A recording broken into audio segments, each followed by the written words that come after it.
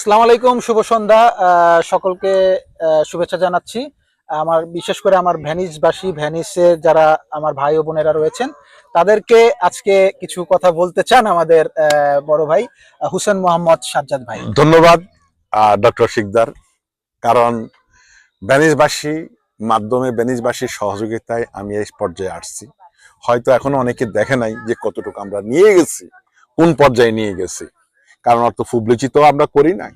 তবে এই ক্ষেত্রে আমার বিপদের সময় আমি তিনটা ব্যক্তিকে স্মরণ করব নরিয়ার।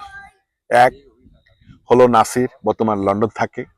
আরেকটা হলো সুমন ব্যাপারী, এবং আরেকজন হলো খা আকবর, যিনি বিএনপির নেতা। আর আরেকজন করব সোহেল, কিশোরগঞ্জের, আমাদের রবিন ভাইয়ের ছোট ভাই। এই চারজন আমার বিপদের সময় যে পরিমাণ হেল্প আমাকে করছে, মানুষ নিয়ে আসছে, ধরে ধরে নিয়ে আসছে যেন সে চিন্তা করে। যদিও বিভিন্ন কারণে সময়ের পরিবর্তনে, যেহেতু আমি এখন আগের মতন সুস্থ না, অনেক সময় সময় দিতে পারি নাই, শিকদার সত্য কথা। অনেক সময় কথা ভালোভাবে বলতে পারি নাই, হঠাৎ মাথার টেনশন ব্যথা হঠাৎ আসছে, তখন ব্যবহার খারাপ করে ফেলছি। এই জন্য আমি এবং আমার পক্ষ থেকে ব্যক্তিগতভাবে এবং আমার উজির পক্ষ থেকে ভ্যানিসবাসীর কাছে আমি অরিজিনালি ক্ষমা প্রার্থী। যে কারণ অনেকে আশা নিয়ে আসে, যেমন ডাক্তার রুগী, আমরা অসুস্থ যেহেতু অসুস্থ ডাক্তার কাছে দৌড় মারি, ডাক্তারের উপর অনেক কিছু, কিন্তু আমাদের কাছে, আমার কাছে যখন আসে তখন সেই ব্যবহারটাকে আমি করতে পারি নাই।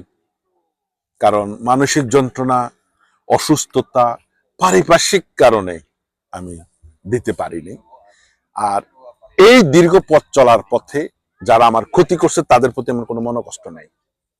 আমি আল্লাহর কাছে দোয়া করি তারা যেন ভালো থাকেন। কারণ চলার পথে এটা হবেই, ধাক্কাধাক্কি লাগবেই, সেটাকে আমি অপরাধ মনে করি না।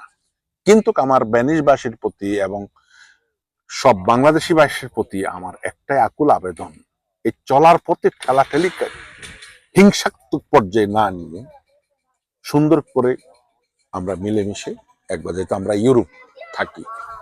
কারণ সবচেয়ে বড় জিনিসটা হলো যে আমরা হিংসার পর্যায়ে নিয়ে এমন ক্ষতি করে ফেলি যে আমরা চিন্তা করি না তার উপরে যা অন্যান্য ফ্যামিলি ডিপেন্ডেন্ট।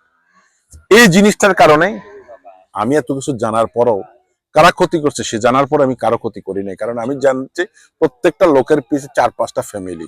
তবে আলহামদুলিল্লাহ যে বদৌলত আল্লাহ আমাকে এমন এক পজিশনে নিয়ে আসছে যেটা আমি খুশি মনে আজকে বলতে পারি যে আমি যে দুইটা জিনিস প্রজেক্ট নিচ্ছি বিনে পয়সায়, যাতে ইউরোপে আসে কাজ করতে পারে।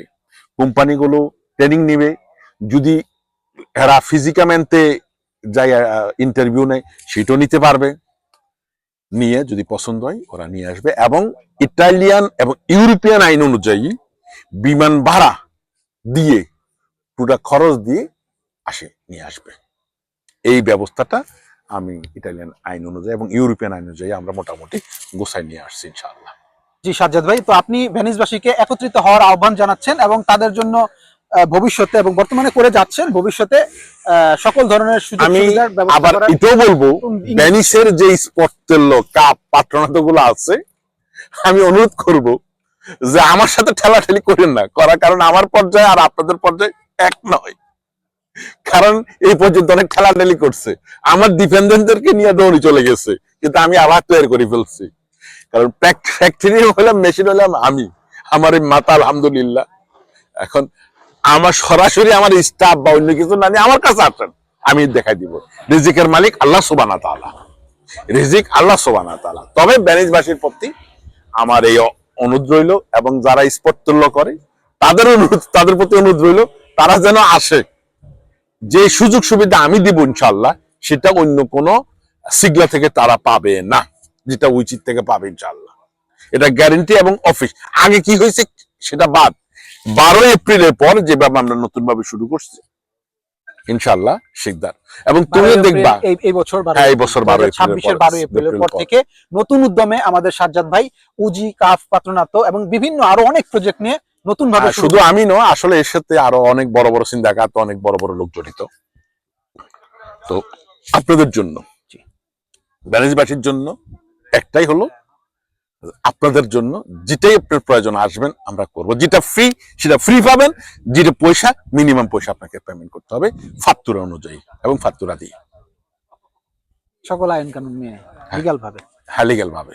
ধন্যবাদ, আজকে এখানেই শেষ করতেছি। ভ্যানিসবাসী অবশ্যই ভালো থাকবেন, সুস্থ থাকবেন এবং আমাদের সাথে থাকবেন। দোয়া রইল সবার প্রতি, আমি কারো প্রতি কোনো মনোকষ্ট নেই।